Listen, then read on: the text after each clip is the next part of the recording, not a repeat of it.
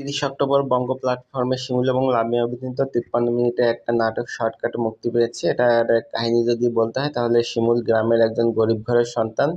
সে লেখাপড়া না করে চায় যে কিভাবে শর্টকাটে বড়লোক হতে যায়। এজন্য কোনো একদিন সে তার দাদার একটা নকশা খুঁজে পায় এবং সেই নকশা অনুযায়ী সে এবং তার দুই বন্ধু মিলে এক গুপ্তধন খুঁজতে যায়।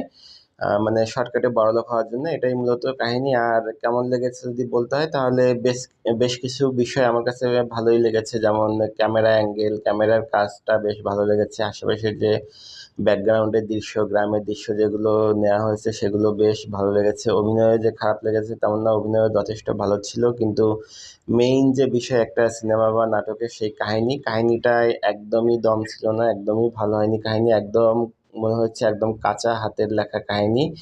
আর অনেক মানে হাসানোর চেষ্টা করা হয়েছে, মানে জোর করে কাতুকুতু দিয়ে হাসানোর চেষ্টা করা হয়েছে, কিন্তু আসলে ওগুলো অতটা আমার কাছে জমেনি, হাসির দৃশ্যগুলো।